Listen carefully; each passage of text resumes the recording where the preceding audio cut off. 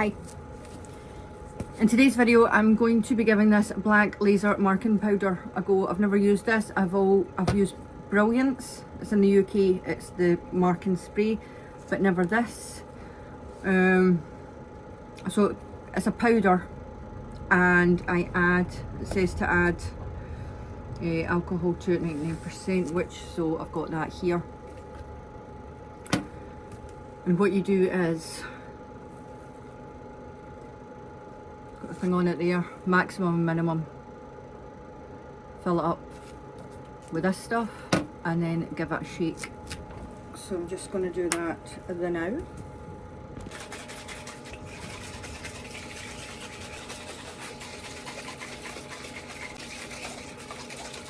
Right, what I did was I poured some of the alcohol in it to between the minimum and maximum, and then I put the lid on it and gave it a right old shake, and then I put a little bit more on because the powder absorbs the liquid when you first put it in. So just kept shaking it, and then I added it to,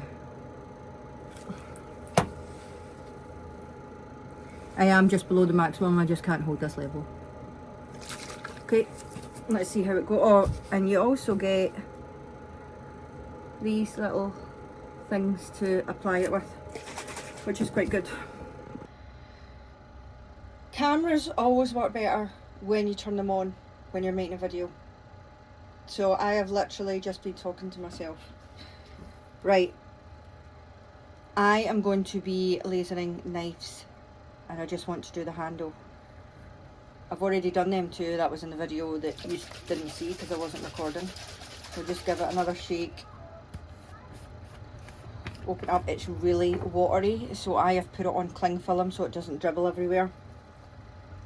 And then I just dip a tiny little bit in, and then I'm going to go across the knife like that. I was using the thickest part because when I did it like that, it didn't really cover the end, and then I had to go back over it, and I'm not sure if I'm meant to go back over it or not. I don't even know if that's, see, them two are nearly dry, they're white, so I'll give that a minute. It says to give it between 3 and 5 minutes, which is fine with me because I have other things to do in the time.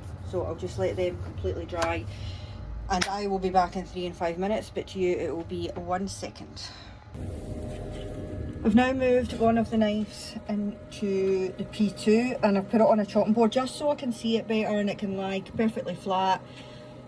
To get a straight line on my chopping board, all I do is raise one of the slats slightly and then push the chopping board along, so that keeps it perfectly straight. And then I drew a line on the chopping board. Just ignore all this stuff. I use this for if I'm doing business cards and stuff like that. So I drew a line so it's kind of like in the middle, and then go to the machine. I've turned down the air assist to 30%, and this is a picture that's going on it, and that is going to be lasered at 100 power, 250 speed, 2 passes, 120 lines per centimetre. Okay, right, that's it, finished. It only took, focus, 1 minute and 58 seconds. And it looks like this. I'll take it over to my desk, and if my beautiful assistant can hold the camera. Okay, we just get a cloth and put some alcohol on it. Like, hold it up further so people can see, and then we just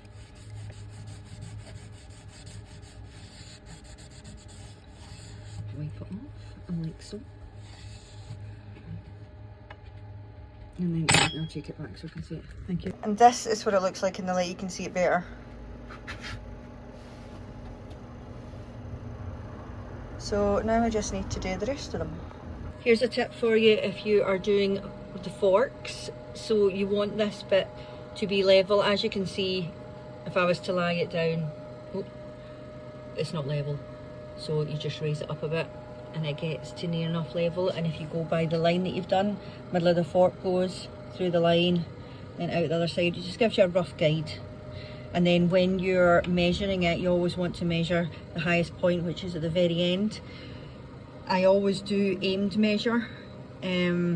it does take a little bit to get it exactly where I want it, but I always prefer using the aimed measure instead of the quick one.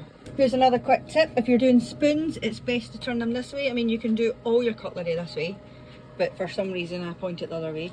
But you do it this way because I had it the other way, and then when the laser head came over, it hit the top of the spoon. And as you can see, I've changed this as well.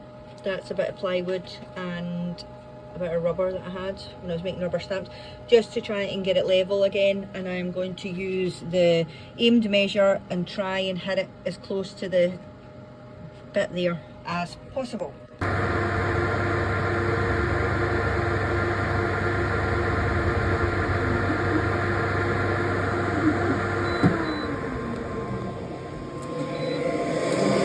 The last ones I'm doing.